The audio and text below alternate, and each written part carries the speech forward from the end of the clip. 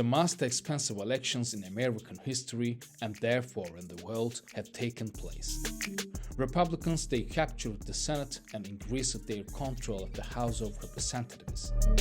The most important result is that Donald Trump won. That Donald Trump will become the 47th president of the United States. Donald Trump has won the presidency for a second time, this time after having served for 4 years. It is now official. CNN projects that Donald Trump has been elected president, defeating Vice President Kamala Harris. Which means he is the winner of this race and will return to the White House as this country's 47th president.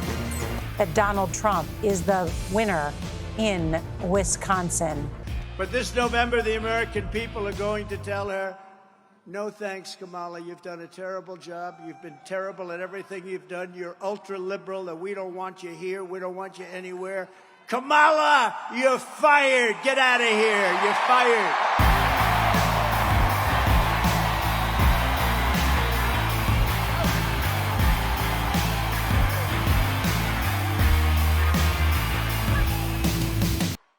So, what the US elections of 2024 whisper to us?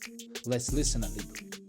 Donald Trump and his campaign team ran one of the most comprehensive election campaigns of the digital age. At the same time, they pursued a very risky strategy. Trump has said almost nothing to reach out to new voters, to go beyond his base, or rather his fan base. There were basically three factors that made the American electorate decide: democracy, economy, and migration. It seems that Trump won the debate on all three of these issues.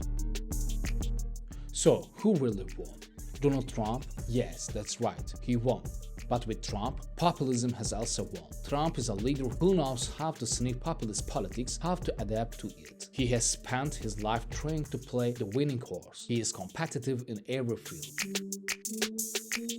Trump's win has delighted other populist leaders around the world. Hungarian Prime Minister Viktor Orban promised to pop a few bottles of champagne if Trump won the election. We will open several bottles of champagne if Trump is back. We will open several bottles of champagne if Trump is back. And of course Putin. I don't know whether he was sad or happy about Trump's election, but he said that Trump was behaving like a man.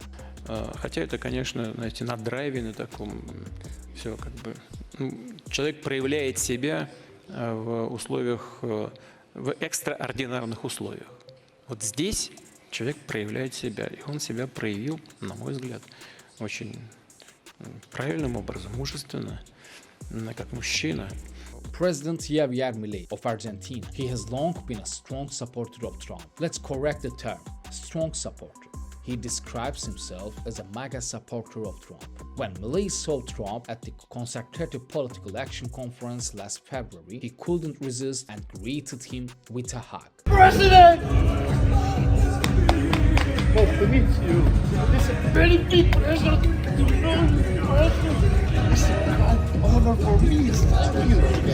Thank you for the work for me. I'm very happy.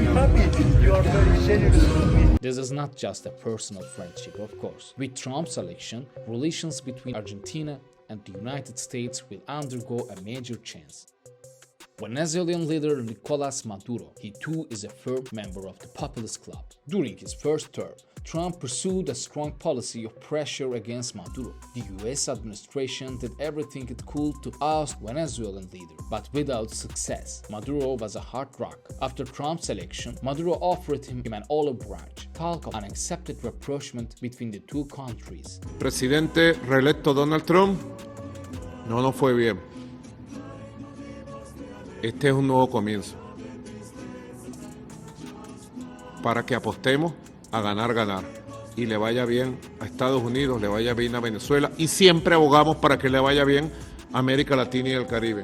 Slovakia's Prime Minister Robert Fico is one of those who welcomed Trump's arrival. The two leaders also have similarities. Both have been assassinated in the past year and both have survived. In short, not only Trump but populism won last week. The new president, who will take office in the first month of 2025, has 5 years ahead of him. Commentators don't think much will change in American foreign policy, but I don't think so. American foreign policy will change rapidly in a short period of time. Let's briefly discuss the critical issues that will affect the Trump era. First, let's talk about the concern in Europe. Trump's election has alarmed some European leaders. Look at any political issue through the lens of finance, and if the business is not profitable, he will immediately terminate it.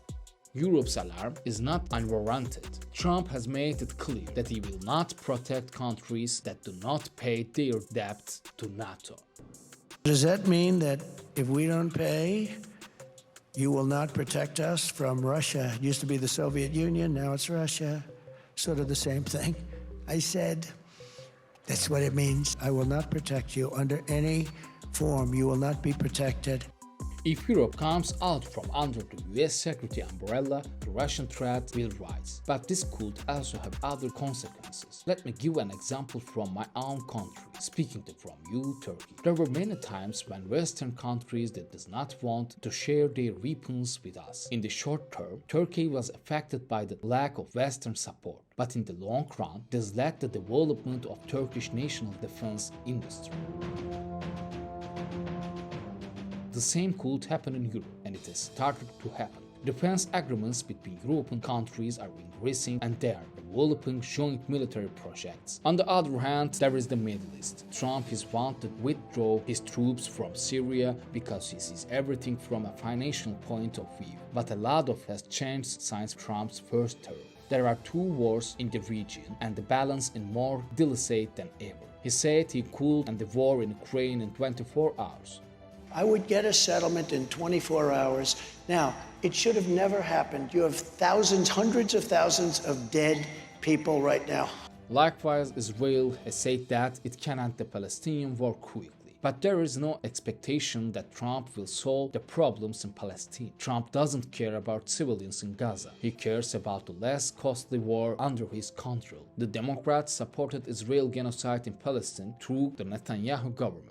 The US staying out of the war and disagreements between Israel and the US could lead Trump to make matters into his own hands. Biden's calls for ceasefire were getting on Netanyahu's nerves. This will no longer happen. Netanyahu already dismissed Israeli Defense Minister Yoav Gallant immediately after Trump was elected president. But Trump ran on the promise of ending wars, and everyone knows that Trump does not want this cost. Since October 2023, America has sent $8 billion in military aid to Israel, and at least 4 American soldiers have died in connection with the conflict.